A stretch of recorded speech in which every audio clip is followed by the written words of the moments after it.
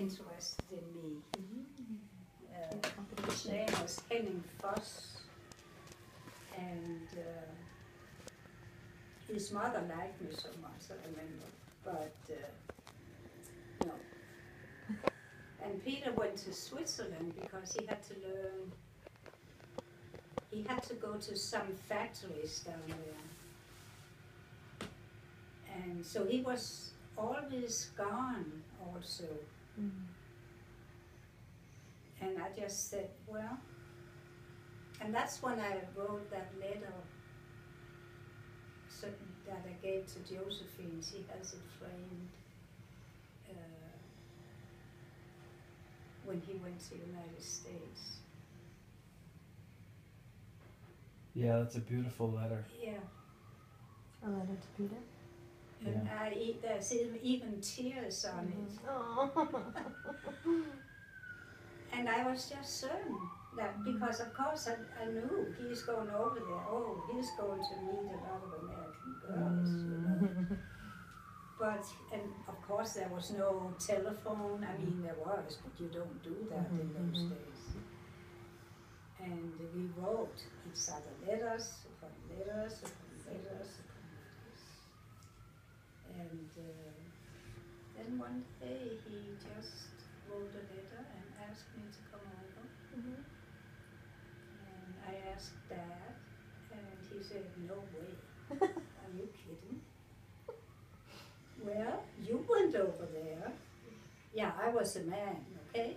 And he loved me. I was his Little his angel. baby, yeah. But so he didn't want it. So I went to my mother-in-law and said, I don't know what I should do. And then she said, maybe if you tell him that, maybe I pay for it. How old were you? 19. 19. So I went back and said, well, okay, if that's it, I guess I can pay for it too. So, and I never forget it, you know, you go down to in Copenhagen where the big ships are. It was half freight. There was only 12 people on the boat, on the freighter. So it took 16 days to get over there. Wow. You were by yourself? Yeah, yeah. Yeah, there were other people, Yeah, but but I know it you was traveled alone. because it was cheaper to be on a boat like that. It wasn't the Titanic. Huh? It wasn't the Titanic. No. No. And I was sleeping with an elderly woman, you know. I was on the top bed and she was underneath. And the closer we got, the more nervous I got. So the last day and night I didn't sleep. And I went to the bathroom all the time. I had to go to the bathroom. And I had to go to the bathroom. Then I had to go to the bathroom. And they always had to drag me out to go down the steps. And there he was. Aww. So, yeah. How long had it been since you had seen him? How long had it been since you had seen him?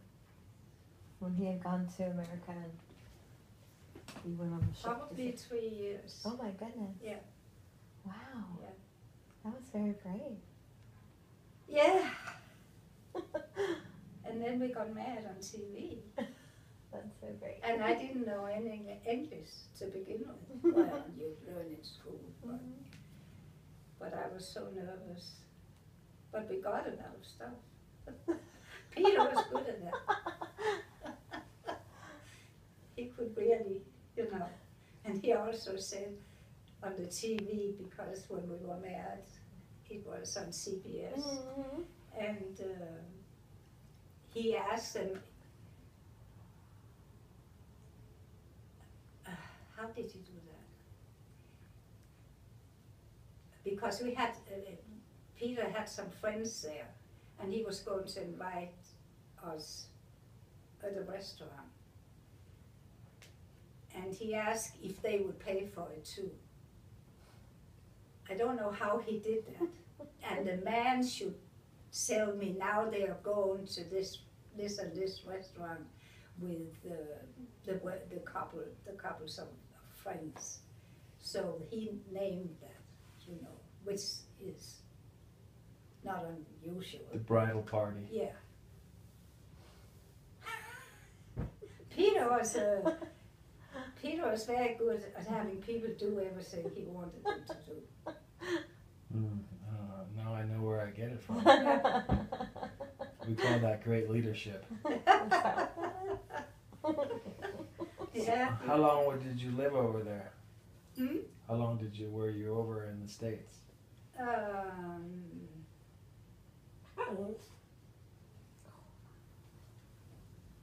5 years, I think. Yeah? Yeah, when we went back. Wow. Yeah. And you lived in Carolina? Yeah. We lived several places. We lived out in the country, where the tobacco grew in the south. And we lived in North Carolina in a beautiful house that was free because there was no one living there. And I went to a doctor because I knew I was pregnant. And he said, my mom has just died and she lived in this house. So are you able to move in there? You don't have to pay for it.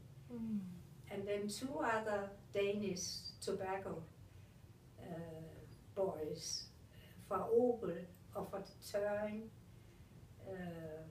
came over and they lived there too. So we had a lot of fun. And then we had Lillebeth, so they were babysitting and everything was just fine. What did you do during the day when he was working? Driving Lillebeth, a pram. Or walking with her? Walking. Feeding her, taking care of her? Yeah. So you had her right away? Yeah, almost. Yeah. She was born in 55, I believe. And you came over what year? The year before, I think. 54? Yeah. Okay. And I couldn't understand I didn't get pregnant at once. But that took time. Because you were doing everything possibly to get pregnant? Yeah. Every day, huh? Yeah. Yeah. Yeah. Because he was so handsome. Because he was so handsome. And it's been 3 years. Yeah. And then from there we went to, because he didn't want to work for his dad. From there we went to Switzerland. Yeah. And in a big tobacco factory. Jacques Borin, he was a Belgian guy. And then I got pregnant with Erik. And Jacques Borin and his wife, and they had beautiful houses and they helped us much too much. So they paid for everything. I was in a place where Sophia Loren had her babies. I was in heaven. They would come in and massage and put all kinds of wonderful creams about your body and bring the baby, Erik, and I would have kept having babies. I wouldn't have left. that was something else. How long were you in Switzerland? 6 years. 6 years. No more babies there? Just Erik? Just Erik was born there? What? Was just Erik was born there? Yeah. Oh. Yeah, just there. Yeah. And then we went to Herning. Then we went into the shirt business because he still wanted to go. He didn't want to go back to his dad. So he got a job with those guys up in Herning. One was in shirt business and the other one was in carpet business. And he worked for one of them and also for the other one later on. And there Christina was born, and 2 years later Charlotte was born. And Christina was only 2 pounds. She was a premature baby. It's tiny. Yeah. So I had to walk up there with milk because I always had a lot of milk. So I nursed. I always nursed. And I had so much milk, and she was such a little tiny thing. And she was next to another little tiny thing. And